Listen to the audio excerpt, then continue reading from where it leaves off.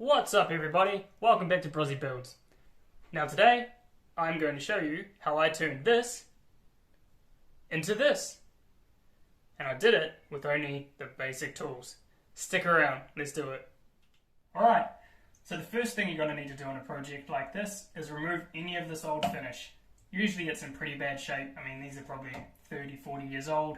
So it's going to have scratches, it's going to be old. It's going to have the finish missing in parts, so you need to get that off so that we can put a new finish on and have it look nice. Now there are really three options you can go for. You can sand it, which on these old desks I wouldn't recommend. The finish is usually so thick it will take you hours, and so much sandpaper it's not really worth it. The second thing you can use is a chemical stripper, which I have used in the past with pretty good results. This time I didn't. I'm in sort of my garage attached to the house and I didn't want chemicals floating around. So the third option, which is what I went with, is a scraper. Now a scraper is a pretty basic tool that does what it says on the tin. It scrapes. And you can use that to scrape that thick first layer of finish off so that when you do sand it, you're not sanding so much. You don't have to use as a coarser grit of sandpaper or as much sandpaper. Now one tip for the scraper, this one here was an El Cheapo, and this is a stainless steel blade. It worked okay. I will probably upgrade this to one with a steel carbide blade. It's sharper, it lasts longer, and it just works a bit better. So you can find these in any Home Depot store, online, on Amazon, wherever you are in the world. Here I bought this at Bunnings, so you can find them everywhere, and as long as it's got that right blade in it, you're going to get that finish off. Alright, step 2. You've got that first layer of varnish off. Now it's time to really get into it. The first thing I did was take all the hardware off. On these kind of desks, you're looking at the legs here, which are usually just 3 bolts on each side. You're looking at the hinges, which are 6 screws on each side.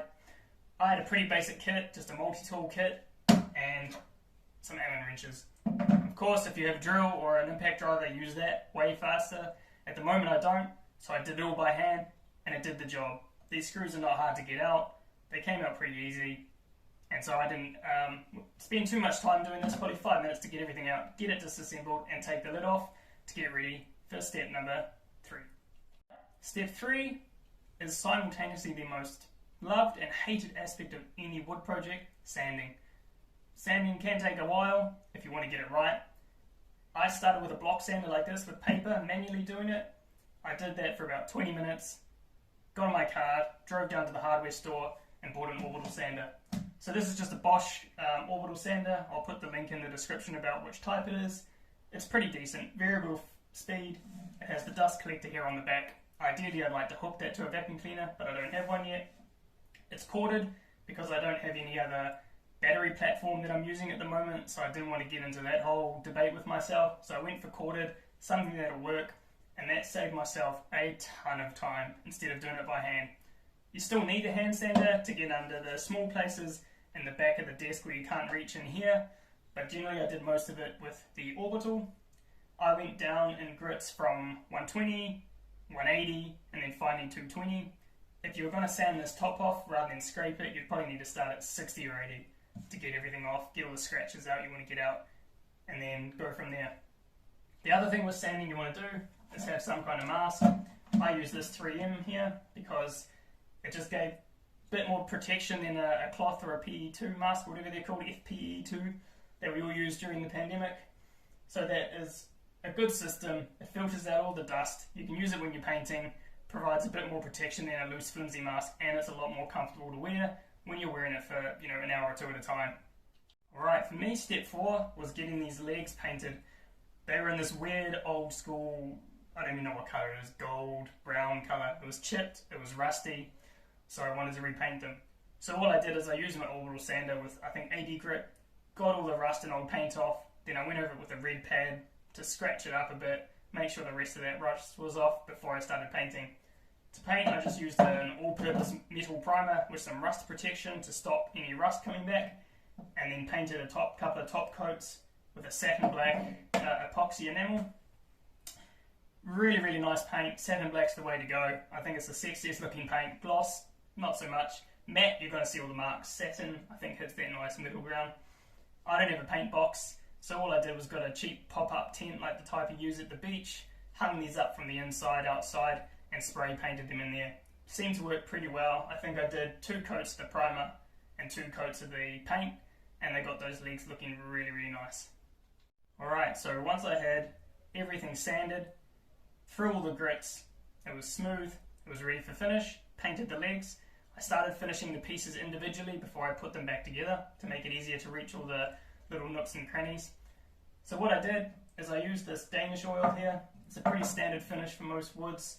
Smells pretty bad though, I was not expecting that, so make sure you wear your mask. It's a pretty strong smell. And so I did probably 2 or 3 coats of that, and then in between coats I just went over it with some 600 sandpaper or some 4/0 steel wool, just to knock down any burrs to make sure it's getting nice and flat. Once I put in I think 3 coats in the end of that, I actually got this Feast Watson soft wax, which is sort of a beeswax, just for another layer of protection and just add a really nice sheen to it. You can buff that up as high as you want. I left it semi-gloss, but you can buff that however you want. Smells amazing as well, so that's a plus. And all you need to do this is some rags or some cloth or some microfiber towels. Put it on, wait a few minutes, wipe off the excess, read the label on the can, usually wait a few hours in between coats, and then after your final coat, just a really nice sand, really briefly with a 600 or that 4/0 wool, which is what I did, just to really take any nibs out and make it look nice, and then the wax, and I think it looked beautiful. Alright, so we've gone through all those stages now. We've stripped it, we've sanded it, we've painted it, we've finished it. Hopefully, you now should be left with something that looks a little like this. You can see here how really nice these legs turned out. Just a really nice sheen on them. Excuse the desk underneath, I've got nowhere else to put it at the moment. You can see that nice sort of sheen I've got with that Danish oil and the beeswax on it. We even did it all inside. So everything looks really nice. I left the original manufacturer mark there because I really thought that was interesting. Now what I did on this desk, I didn't take out every single scratch, every single ding, every single little mark, because that's a part of its history. I think, you know, this desk has seen a lot of kids spend some boring days sitting in school using this desk. I know I had a lot of them sitting at these things, so I left some of that there. But now she's ready for another, let's say, 30, 40 years of service by someone else to be bored, but hopefully learn some stuff. So I'm hoping you also learned some stuff today. I'd really appreciate it if you gave the video a like. Hopefully this will actually help show you that you can do this as well. You don't need all the flash tools. You can do it with some hand tools and a bit of elbow grease, and you're going to get something that looks pretty sweet. Alright guys, catch you later.